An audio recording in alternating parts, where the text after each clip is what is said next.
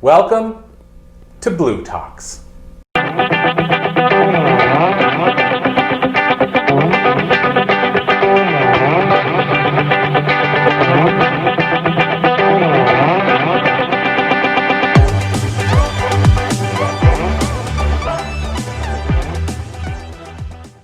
Wanted to talk about single mothers today. I was raised by a single mother. I get asked often about how to achieve success, and I think sometimes we forget about the people that help us get to where we're trying to get to and help us achieve our goals. For me, one of those people was my mother. I got to watch her raise me during a difficult time in her life.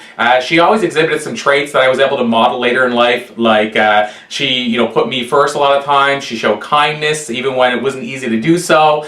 She showed faith. She decided to believe that she could achieve certain things even when it might be extremely tough, and so on. But again, my mother helped me to, in my opinion, see what was possible through her eyes. And so first of all, I'd like to thank my mother for doing that. I'd like to send a salute out to the single mothers of the world, but also a quote that speaks to me, and I'd like to paraphrase it a bit, is the quote that says, "Behind every great man is a great woman." Well, in my case, I'd like to say that beside every great man is a great mother, and in this case, a single mother. My question, to kick things off, is how many people would say that customer service, in their opinion, as a general rule, has gotten worse overall? Yeah. So, most of the hands. And so I want to talk about this today in a very unique way. And I'll get to that in a minute, but I thought I at least should start by telling you about myself. So, I grew up in a small little tiny town. I was raised by a single mother. I barely graduated high school.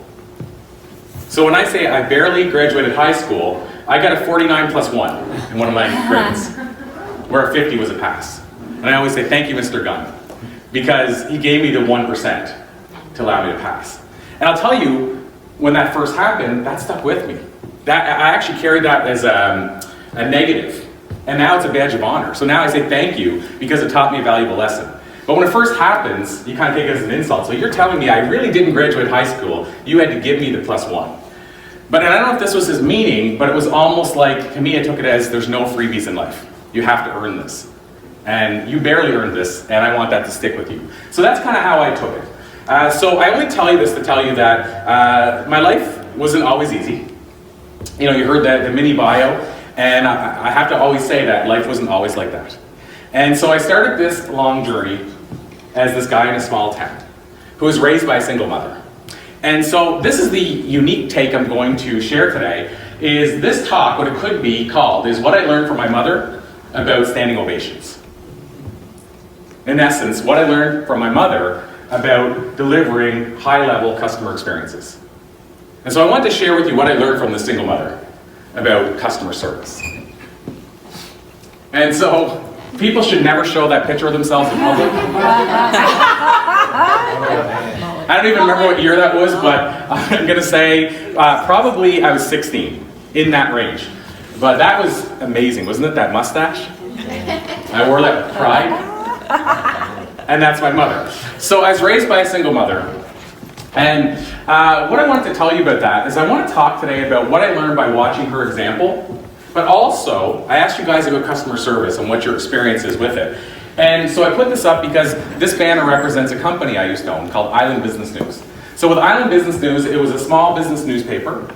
And within the newspaper, we were lucky because we had thousands of clients that we could go to and survey about customer service.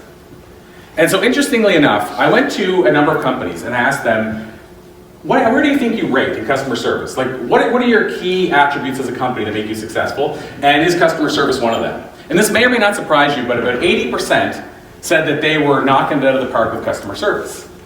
So then I decided to do a second survey, and I went to their clients. And when I say their clients, I mean I went to the clients in that area, and I asked a similar question. And it may or may not surprise you that about 15% agreed with them, that they were delivering high-level customer service. So when I asked you guys how many people think it's getting worse, the interesting part is the businesses themselves don't seem to realize that. And so that's why I think this is important to talk about, because somebody might say, why would you use this platform just to talk about customer service? But I believe it's representative of everything. You know, it's etiquette, it's who we are as people. It's how we deal with people, how we serve people, and it's also the experience they have. To give you an example, yesterday we went to a museum. And at the museum, almost all the staff were amazing, except for the lady in the gift shop. But here's the problem with that. Guess who we saw last after our experience? The lady in the gift shop. So what does this mean? Our last memory of this place is the poor customer experience of that lady. So when we walk away, there's a chance we might recommend people to go there because of one person, and it was our last impression. That's how powerful customer service is. And this, by the way, is a museum for children. You know, so we have our child in there, and the lady couldn't be less friendly to her child who's joking around and playing and stuff, and she's almost giving him dirty looks. And so that's our experience as parents, and so it makes us less likely to recommend it. So I think that's how important customer service is and why I would use this platform to talk about it, because I also think it's going in the wrong direction. So why do I say that? There's a book called Crowning the Customer by a guy named Virgil Quinn. If you haven't read it, I highly recommend you do. I think it was written in the late 70s. And Virgil Quinn owned a thing called Super Quinn in Ireland, I believe it was. And he owned this store that was highly successful. They were doing a great job at customer service. And in the book, what I thought was interesting is Virgil Quinn said, and this is again, I think late 70s, we're on the cusp of a revolution. Customer service is going to be better than it's ever been before. Look what we finally get. We now get it. And here we are in 2019, and I just asked you the question, and almost every hand went up saying, we're worse than we are. You know, we're worse than we were then. And he thought we were going to get way better. So this is why I think it's a concern. It's almost like the thing that everybody's ignoring, but it's impacting every one of us every day. That's why I think it's important. So, here's the interesting part as well. I don't know if you guys agree with this, but customer service has also been changing in terms of how we view it. And also what's kind of the, let's say the high of the moment as it relates to customer service. So for example, I think in the 70s, and I'm throwing rough numbers out here, but I think in the 70s and 80s, we talked customer service. And I'm using the term right now freely, but we talked, I'm going to deliver great customer service. And then I think we went to customer satisfaction. You know, we're going to deliver amazing customer satisfaction. And then Apple comes along, and I'm not just saying it was them, but Apple comes along with this technology that a lot of people would say delivered what we weren't expecting. And there were a lot of other companies, like there were a lot of online.com companies doing this as well. Even you think of Amazon, the stuff they were able to do online that people before had to be in person to deliver at that level. What happened, I think we moved into customer innovation. So now we're innovating for our customers. So the question becomes, where are we now? And when I say we're there, this is where I think we are in terms of what people are trying to achieve and what optimally we should be doing. Not necessarily what we're always doing, but the last one, the one where we are today in my belief, is customer personalization. So customer personalization to me means we should be personalizing the experience to the customer. We should be making it truly about the customer. That's where I think we should be. I think, would you agree that more than ever people are wanting the experience to be customized to them? Personalized to them? Yep. And the proof of that, by the way, if you think about it, is reality TV and karaoke. Why do I say that? What does reality TV allow us to do? What does YouTube allow us to do? We now can be our own media. We can make our own movies. So we want to be part of the experience more than ever before.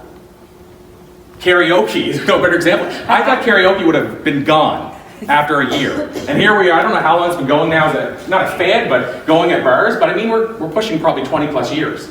And it's still going strong at a lot of places. But to me, karaoke is the same example. We want to be the rock star on the stage rather than the rock star. So if those are the cases, I think we want stuff customized to us. Because now we want our shows customized to us, we want our songs customized to us. So I believe we're in an era of customer personalization. Now when I say that, I mean most people aren't doing it, but I think that's where the money's at. And I don't even mean physical money or financial money, I just mean that's where we should be. So what I wanted to talk to you today, and this is a condensed version, I usually deliver 5 steps minimum to how to get a standing ovation from your customers. Today I'm going to talk about 3. And people always ask me why standing ovations, and this ties a lot into my background because I was a musician. As some people know, I was a stand-up comic, both of those for years. And what I used to do is I used to watch, what are the musicians and comics doing to get a standing ovation? You know, why is a band like the Rolling Stones able to charge $500 for a ticket and sell out? And then you go to the local club and hear it's $5 and go, $5? Nah, next time. You know, why does a local band struggle to bring people in for $5 and the Rolling Stones are getting $500? And there's some other variables, obviously the history of their music and all that kind of stuff. But what I'm getting at is I believe it also ties into, they know how to get a standing ovation. And some of it ties into when they play the certain songs, right? They start out with the second strongest song, they do the encore with the biggest song. I mean, there's There's psychological sides to that, but at the end of the day, I still believe they're getting a standing ovation because they're doing certain things. So I'm going to share 3 of those today, and going back to the original theme, these are 3 that I learned from my mother. So the first one is making it about your customer. So this ties fully into personalization. This is what I would call personalizing it for your customer.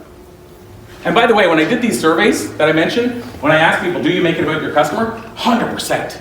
Everybody said they did, but I don't think they really got what I was meaning.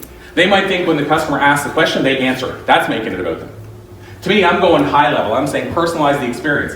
So if they come in and they're asking for a laptop, I'm saying you actually, you start talking to them saying, well, tell me about your last laptop. What did you hate about it? What did you love about it? Like actually getting into their experience, rather than just saying, oh, you should see the brand new one we got that I make the biggest commission on. Because that's what tends to happen. So I'm saying really personalize it. So my mother, how does this tie into her? If you meet my mother and you talk to her for 10 minutes, at some point in your life you're going to get a personalized gift from my mother. Now when I say personalized, I don't mean just something that she puts your name on it or she messages it to you. I mean she figures out your personality and sends you a gift based on your personality. So if you like turtles, you're probably going to start getting turtles, as an example. And she does that for everybody she meets. And guess what? People love my mother because of this. They get stuff in the mail and say, oh, you're always thinking of people. You're always thinking of who we are and what we like. And so that, to me, is personalizing it to your customer. That's going next level. Would you agree with that? That's going next level? So let me give you an example how you can do this. Because one thing is what I learned from my mother, but I want to tell you how you can apply this to your life. And by the way, the picture up there on the screen is for my uncle and aunt's birthday party. You know, most people just sign a card. My mother's doing like calligraphy, and she does a whole bunch of different other things she'll add to the cards. You see, actually, like the butterflies, it's because she knows they like butterflies. The heart is because it's the anniversary. And she's got this all dialed in.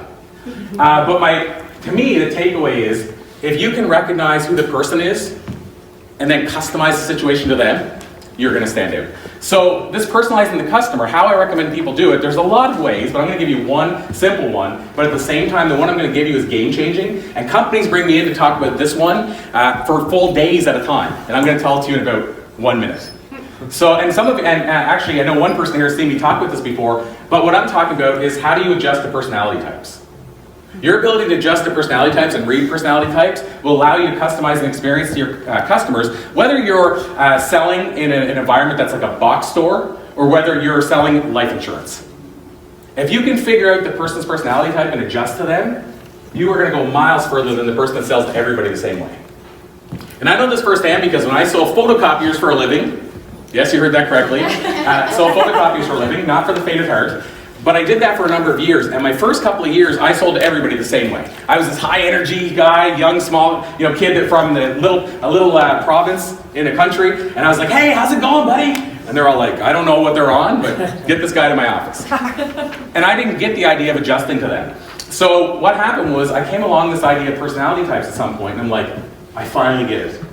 Because if there's 4 different personality types, which they pretty much, most of the personality type sessions have, and tests and stuff have figured out there's 4. So if there's 4 personality types, and I'm only selling to that one high energy person in an effective way, what does that mean? I'm losing 75% potentially, right? The 75% that I'm not adjusting to, they're like, who is this kid? And they don't get me at all. So when I finally understood the importance of adjusting to them and could adjust to each of the 4, it changed everything. So what do I mean by this in action? It means that if I'm talking to somebody and it's hard to get stuff out of them, they're very tight-lipped, they're very aloof if we want to say, then I should know how to adjust to that. But what if they're super high energy and talkative? Then I should be able to become a chameleon and adjust to that. And so if a customer comes in and they're talking your ear off, then maybe you want to be a bit more social with that customer, even if you're not a social person. But you might get the other scenario, which is even more important. Somebody comes in, and I say it's more important because they're the ones that'll get pissed off if you don't do it. But let's say you come in, and you're talking to a client, and this person says, I got 10 minutes. And they're like, I got 10 minutes, like, make it happen. And you don't adjust to that, you're going to lose that person and never get them back. So what I'm suggesting is, if you want to personalize the experience to your customer, figure out who they are as a person, and adjust to that. And let me ask you this question before I move on to number 2. If you think of yourself going into that big box store, going in to buy something, What do you prefer? If you go in and you're not talkative at all, and you're not a very social person, and there's a certain personality type I list this with, but let's say you're that person, you go in and you say, hey, how's it going? And this person goes, not bad! And they jump in your face and they're ready to talk your ear off. Do you like that? If you're that person? No. Probably not. But if you're that super high energy person, and you go in and the person's like, yeah, whatever, and they have no time for you, you're not going to like that. Would you guys agree with that? Agree. Yes. So, my point of this is figure out who the person is and the personality type and be willing to adjust somewhat to them. That's your first way you can truly make it about the customer to get a standing ovation. The second one, I noticed it says step number 3 up there. The second one is know how to adjust on the fly. Yeah! So, this one here is about what I call being in the moment with your customer. And what I'm going to tell you is, this right now is probably the hardest one for most people to do, and it may be close to the most important. So the picture up there, the picture up there of my mother is with my son. And when my mother's with my son, nothing else matters. And I'm going to admit this, which I shouldn't publicly, but there's times whenever me and my girlfriend have something going on work-wise and we're on the phone for a minute or two while the son's playing. I'll admit that we're that person. To my mother, not a chance. When he's there and she's with him, she's all in with him. So another lesson that you can learn from my mother is the importance of being all in with your customers. But why do I say this is more important than ever before? Would anybody here agree we're more distracted as a society, and as a general rule, than we've ever been? Yes. So the point is, if that's the case, think of how powerful it is for your customers if you're not the distracted person. If you're truly in the moment with your customer, with your person and your customer. And so that's what I'm suggesting, is be truly in the moment. So when I say it's a challenge, I don't know if you guys know the statistics, but right now, they've figured out that our attention span, first of all, is for the first time in history shorter than a goldfish. This is on the front of Time magazine. A goldfish, I think, is 8 seconds, and their attention span for 8 seconds, and ours is 7.7, I think was the numbers. So for the first time in history. Secondly, I went to a conference one time, and a doctor was up speaking about this, and they've done studies, and they've shown that checking your messages releases dopamine and endorphins. So what they figured out is this means that this isn't just a habit anymore, guys. This is an actual addiction. So think about this. If it's an addiction, and it's not changing a whole lot, what happens when you're going in to be served by somebody? A lot of times, do you agree? Have you ever had this where you go in to be served by somebody, wherever the place is, and that person is looking at their phone and goes, I'll be with you in a minute?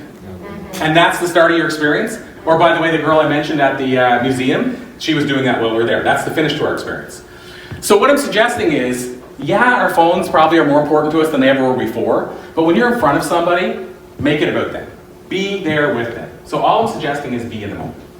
And again, even doing that gives you an advantage now. Because guess what? Most people aren't. Most people are distracted. So if you can be the one that's not distracted, you can change the game. And let me ask you this, would you agree that you've gone into a store and had somebody that's fully with you and on you, and you've had the other experience of somebody that's totally not with you at all? Would you agree that the experience when they're fully with you is a better experience for you? Yes. There's a better chance you're going to tell somebody else and go back again? Yes. Now, one other thing I want to say, which I think is important to note, is I don't get why people see the benefit of being rude in a customer service perspective, or are not even talking to you, or not looking you in the eye, or saying, sorry, that's somebody else's job. I don't get it because, even if you're selfish, wouldn't you agree you're going to have a better day treating people well, even if you don't want to do it? Like, I don't get the idea that when you treat somebody poorly, then they treat you poorly back, you get that energy back. Even if you're a selfish person, it would make more sense for you to treat people well. Even if you believe in karma and you think it's a real scoreboard in the sky, that somebody's keeping notes and track, you're going to have better karma if you treat people better. Even if you're doing it for selfish reasons, probably. Because I don't know if karma weighs that out. I don't know that answer. There's some people here in the audience that can probably tell me different. But hopefully you get my point. There's a vested interest for you to treat people well. So I don't even get why people don't. To me, it only makes sense to treat people well. And then the next step is delivering the wow, or the unexpected.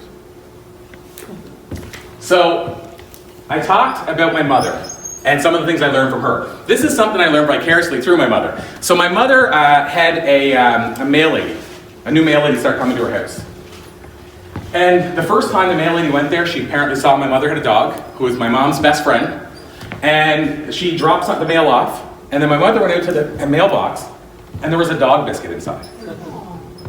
So she said to the lady, after that, you didn't have to drop off a dog biscuit for my dog and stuff. And she said, you know what? I love animals. I saw you had a dog. Why not pay it forward? And I'll ask you this question. How many people here have had their, whether it's their, I'll say the courier, mail person, what have you, drop off dog biscuits for your dog? So only 2 hands in the room. And that's, by the way, a bigger number than normal. I don't see that often. And so people don't typically go that far. I will say, if you've ever heard of The Fred Factor, a book by a guy named Mark Sanborn, he talks about the mailman he had who came to the door and brought a letter and saying, this is what you can expect from me in the future. The mailman said this. And then he said, after a couple of trips, he said, I see you're a speaker and you're probably on the road a lot. Your mail will probably bundle up and pile up, and I don't want somebody to steal your mail. Did you want, just tell me whenever you're doing it, did you want me to hold it at the post office? Let me know when you're back and I'll bring it to you for free. Wow. And he wrote a book called The Fred Factor about Fred the mailman based on this. But my point of this is my mother's mail lady was dropping off a biscuit. And to tell you how far this went and how powerful this was, my mother went away for 4 days. And she was gone on a trip, and actually she was gone on a trip to do surgery. So I mean, it was a stressful trip. And she comes back home, and she opens the mailbox, and there's 4 dog biscuits. My mother was gone 4 days for a long weekend. And so she said to the lady, I think her name was Barb, but she said to the lady, let's say Barb, Barb, you didn't have to drop off those, I was gone away. I wouldn't have known the difference. And she said, yeah, and my mom's dog's name was Scamp Hill, pretty unique name. She said, yeah, Nancy, but just because you were gone away doesn't mean Scamp Hill should have to suffer. And so she was dropping off the dog biscuits for Scamp Hill. Would you guys say that's a wow? Yeah. For somebody, by the way, who has no real vested interest to deliver a wow.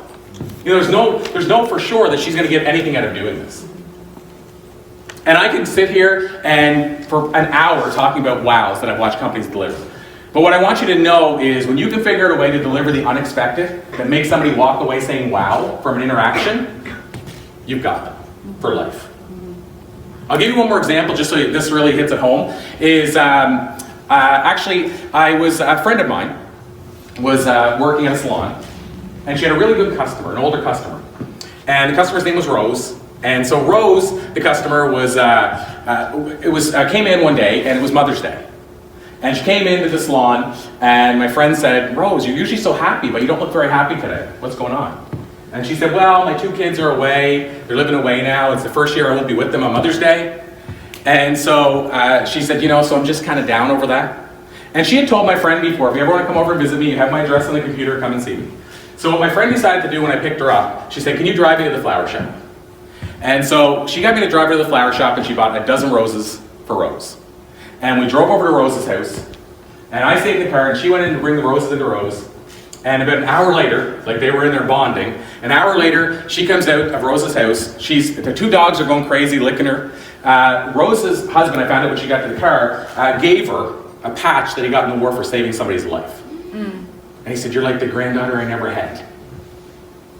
My question, and by the way, Rose was in tears, my friend was in tears, my question to you guys is, what would she have to do now to lose Rose as a customer? She probably couldn't do it.